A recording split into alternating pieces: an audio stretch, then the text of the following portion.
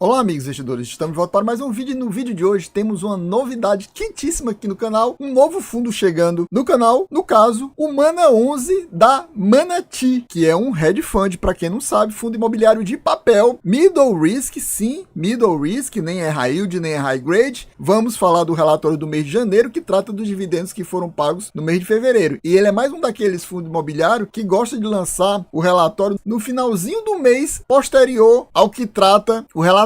No caso, ele lançou no finalzinho do mês de fevereiro, ou seja, o relatório de fevereiro só sai agora no finalzinho do mês de março. Como eu nunca trouxe nada desse fundo, esse vídeo vai ser um pouquinho maior, mas lembrando que a gente está com a versão compactada dos nossos vídeos, e esse aqui também vai ser mais compacto, mas um pouquinho maior do que os outros, porque esse é o primeiro vídeo que a gente traz do Mana 11 aqui para o canal. Então, características do fundo. O fundo foi lançado na nossa bolsa em maio de 22, ou seja, nesse ano ele completa 3 anos na bolsa, ou seja, ele é um fundo relativamente recente. Tem gente que tem restrições para investir em fundos recentes, só gosta de investir em fundos que tem 5 anos ou mais, então, por exemplo, não investiria nesse aqui. A taxa de administração dele é 1% sobre o patrimônio líquido, e ele tem uma taxa de performance que é diferente, digamos assim. É 20% sobre o QCD, o IPCA, mais o yield do IMAB5. É um negócio bem diferente. Normalmente o pessoal diz IPCA mais tanto, ou CDI mais tanto. Aqui não, IPCA mais o yield do IMAB5. E o IMAB5, para quem não sabe, já é uma média de taxas da NTN-B. Resumo do mês de janeiro. O fundo se encontrava com um patrimônio líquido de 340 milhões, porém o valor de mercado apenas 296 milhões. Ele distribuiu dividendo de 10 centavos no mês passado, mas como ele estava bem descontado, ele deu um yield bem bom, digamos assim, foi cerca de 1,26%.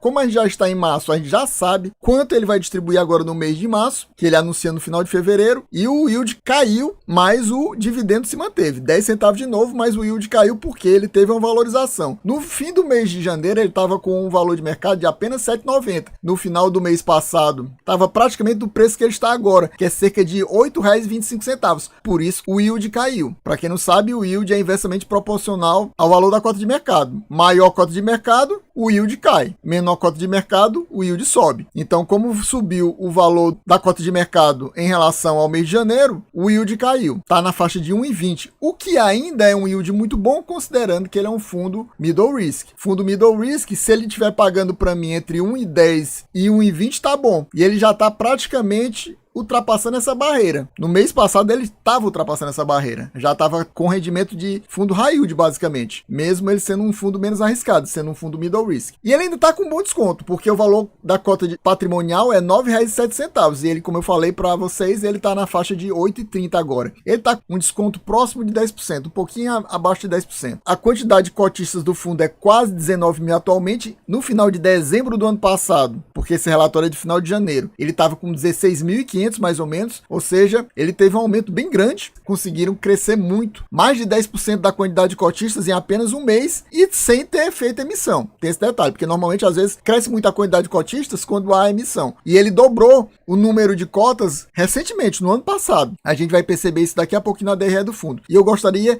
de lembrá-los que estamos numa campanha muito importante para o canal, que é uma campanha buscando novos membros para o canal, para nos apoiar e desta forma a gente conseguir manter esse conteúdo aqui para vocês. Lembrando que no momento, ser membro, nem que seja na opção mais baratinha de apenas R$ 5. Meus amigos, não é R$ 50, é apenas R$ 5. É muito pouquinho e você vai ter acesso antecipado a todos os vídeos e vídeos exclusivos. Estamos tentando trazer, a partir dessa semana, 2 vídeos exclusivos por semana, ou seja, 8 vídeos mensais para os membros. Ou seja, você com esses R$ 5 apenas vai estar me ajudando a manter esse conteúdo para vocês e ainda vai estar ganhando esses 8 vídeos exclusivos para membro, além de conteúdo antecipado. Por exemplo, esse vídeo aqui, para quem é membro, saiu na quinta-feira. Para quem não é membro, saiu apenas no sábado. Então você, por exemplo, vendo esse vídeo na quinta, se interessou, já poderia comprar na sexta-feira. Enquanto quem não é membro, só viu o vídeo no sábado e só conseguiu comprar cotas na segunda. Então veja que tem todas essas vantagens para você. Então se torne membro, clique no botão Seja Membro e se torne membro por apenas R$ 5.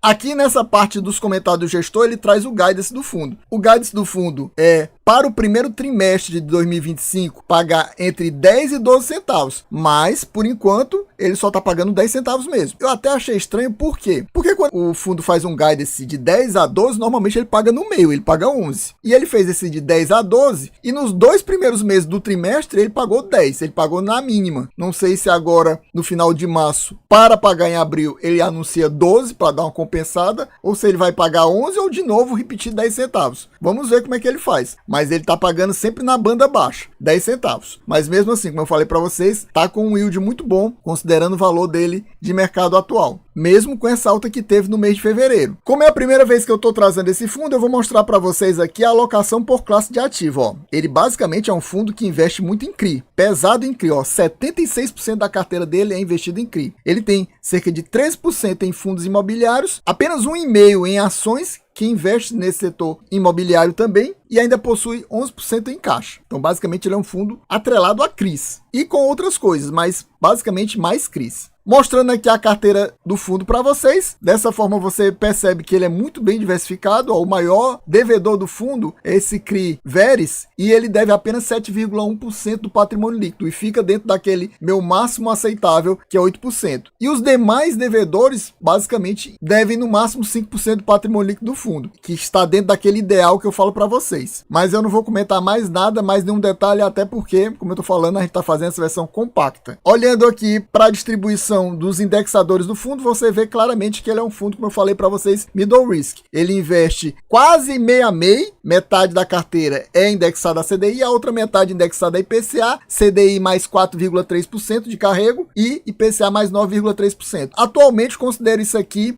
no limite do high grade para o middle risk e aqui próximo do limite do middle risk para o high yield. Então, nesse equilíbrio, eu considero esse fundo aqui realmente um fundo middle risk. Chegamos aqui na DRE do fundo, uma DRE que eu achei interessante porque ela nos traz 7 meses dos investimentos do fundo e, além do mais, traz uma quantidade bem interessante de detalhes sobre as receitas e até mesmo as despesas. Eu só não gostei de uma coisa, ele não fala, não mostra, não tem uma linha mostrando se o fundo tem reserva ou não. A gente fica sem saber se o fundo tem reserva. Eu não encontrei em nenhuma outra parte do relatório mostrando, temos tantos centavos de reserva por cota. Não falaram nada. Eu creio então que ele não tem reserva ou ele não mostra a gente a reserva. A gente fica sem saber. Aqui a gente vê claramente quando foi que teve a entrada de novas cotas no fundo. Foi em julho para agosto. Julho ele ainda tinha 19 milhões e meio de cotas e praticamente dobrou, né? Mas o interessante que eu achei é porque normalmente quando aumenta a quantidade de cotas e o fundo investe mais, ele normalmente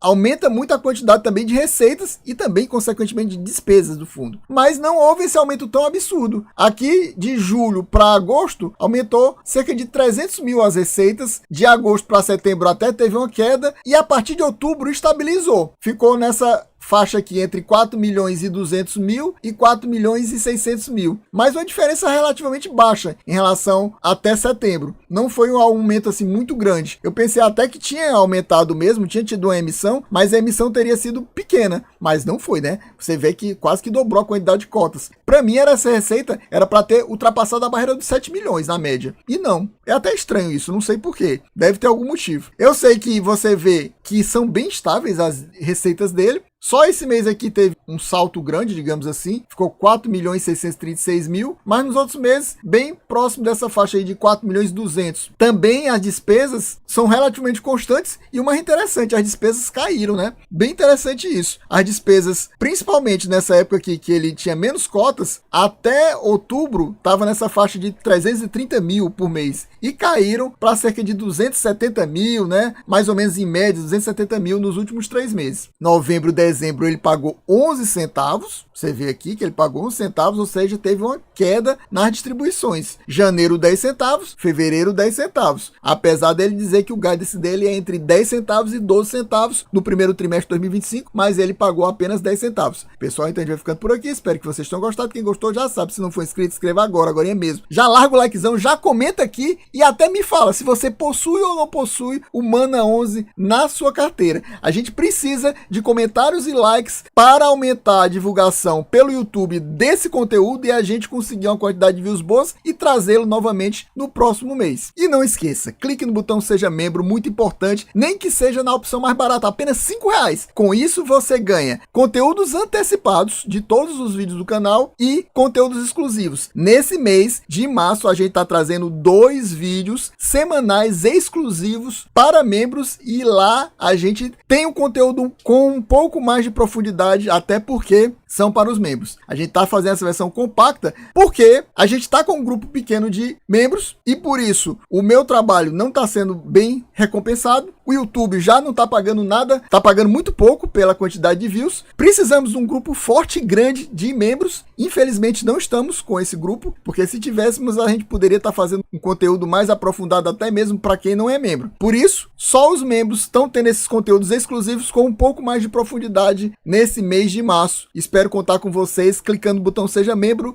e se tornando membro também. É isso aí, valeu, até a próxima e fui!